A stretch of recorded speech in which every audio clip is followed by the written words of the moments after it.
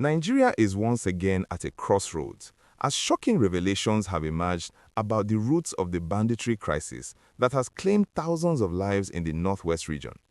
In a stunning development just days ago, a notorious bandit leader named Bello Turji released a video that has sent shockwaves across the entire nation.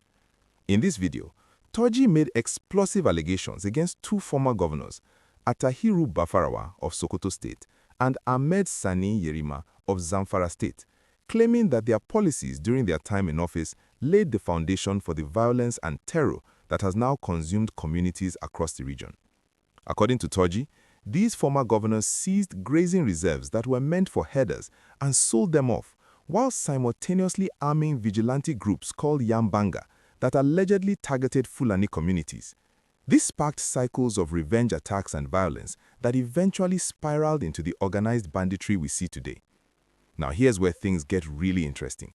Religious leaders from both Christian and Muslim communities have united to form a coalition called the Concerned Northern Interfaith Clergy for Peace, and they are not holding back. These clerics, led by figures like Bishop Sunday Bawa and Imam Sheikh Yusuf Saki, have publicly called on President Bola Ahmed Tinubu to immediately arrest and prosecute these two former governors. The clerics acknowledge that Bello Turji himself is a confessed terrorist responsible for horrible crimes, but they argue that his allegations cannot be ignored because they highlight real issues around land ownership, marginalization, and armed vigilantism that allowed criminal groups to flourish unchecked over the years. The numbers are absolutely staggering and heartbreaking. Between 2010 and May 2023, over 13,000 people lost their lives to banditry in the Northwest. In just the first half of 2025 alone, more than 2,000 people were killed, which is already more than the entire year of 2024. Thousands have been kidnapped, families have paid billions of naira in ransoms, entire communities have been displaced, and farming and trade have collapsed in many areas. What makes this situation even more explosive is that families who have lost loved ones to these attacks have now submitted petitions directly to President Tinubu through a group calling itself the Coalition of Families Affected by Banditry. These are not politicians or activists making noise for attention. These are ordinary Nigerians who have buried their husbands, wives, children, and relatives. They are demanding that the government investigate Turji's claims thoroughly and transparently because they believe justice must be served regardless of who is involved. The two former governors have dismissed these allegations, saying that banditry was not a major problem when they left office back in 2007, and they are questioning why these accusations are only coming up now, almost 20 years later. But the clerics and victims' families are not buying it. They say that time does not heal guilt, and evasion only breeds more suspicion and impunity. This entire situation has also reignited conversations about the controversial Islamic cleric Sheikh Ahmad Gumi, and this is where the story takes another dramatic turn. If you have been following Nigerian news, you know that Sheikh Ahmad Gumi has been a lightning rod for controversy over the years. The cleric has consistently defended bandits, visited their camps in forests, and called for negotiations and amnesty rather than military action. He has repeatedly described these armed groups as misunderstood victims of neglect rather than criminals.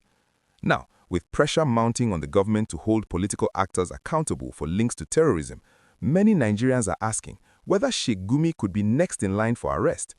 Several human rights groups, lawyers, and even a UK-based Catholic cleric have openly called for his prosecution. The Human Rights Writers Association of Nigeria issued a statement demanding Gumi's immediate arrest for what they describe as providing moral and propaganda support for terrorists. A prominent human rights lawyer named Chief Malcolm Omirobo has also written to the government, arguing that Gumi's public statements defending bandits amount to aiding terrorism under Nigerian law, which carries severe penalties including life imprisonment. If you are enjoying this breakdown of what is happening, please do not forget to hit that like button and subscribe to this channel so you never miss important updates like this. We bring you the real stories that matter, explained clearly so everyone can understand what is going on in our country. Now, let us put this in context with what President Tinubu himself has been saying recently. Just last week, while presenting the 2026 budget to the National Assembly, President Tinubu unveiled a completely new counter-terrorism framework with a massive 5.4 trillion naira defense budget. The president declared that Nigeria will no longer use vague terms like bandits or militias. Instead, any individual or group wielding weapons without state authorization, conducting violence for political, ethnic, financial, or sectarian reasons will now be classified as terrorists. This includes not just the gunmen themselves, but their entire support networks. Anyone who finances these groups, negotiates ransoms, provides logistics, or uses political office to protect armed criminals will face terrorism charges. This is a fundamental shift in how Nigeria approaches security, and it means that people who are previously operating in gray areas could now face the full force of anti-terrorism laws. The timing of all these developments is remarkable. We have religious leaders uniting across faiths to demand accountability.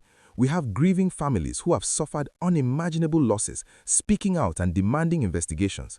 We have a new presidential policy that expands the definition of terrorism to include enablers and supporters. And hanging over all of this is the question of whether someone like Sheikh Gumi, who has been so vocal in his support for dialogue with bandits, could actually be arrested under these new rules. Some see Gumi as a man trying to broker peace and save lives through negotiation, while others see him as someone giving legitimacy and cover to murderers. In November 2025, Gumi defended himself on social media, saying he had helped over 600 bandits surrender their weapons during a meeting in Kaduna back in 2021, but that the government failed to fulfill the conditions these bandits asked for in exchange for laying down their arms. He has consistently argued that free speech is his constitutional right and that attacking him only makes the insecurity worse. What we are witnessing right now is Nigeria trying to come to terms with an insecurity crisis that has deep historical and political roots. The Northwest region has turned into a humanitarian disaster zone where bandits impose illegal taxes on communities, abduct people for ransom, and operate with what seems like complete impunity. Schools have closed, farms have been abandoned, and people live in constant fear. President Tinubu declared a nationwide security emergency in November and has been pushing for state police to complement federal forces. The Senate has even debated allowing citizens to own firearms for self-defense and has moved to classify kidnapping alongside terrorism as a capital offense, punishable by death. These are extraordinary measures that show just how desperate the situation has become. The question everyone is asking now is whether the government will actually follow through on these calls for accountability. Will former governors really be arrested and investigated based on what a bandit leader is saying? Will Sheikh Gumi face prosecution for his statements, or is he simply exercising his right to free speech? And do you believe President Tinubu's new security framework will actually make Nigeria safer? Drop your thoughts in the comments below, because this is a conversation that affects every Nigerian, and we all need to engage with these tough questions. Make sure you like this video if you found it informative, share it with your family and friends who need to know what is happening, and subscribe to this channel so we can continue bringing you in-depth analysis of the biggest stories in Nigeria. Stay informed, stay safe, and let us keep holding our leaders accountable together.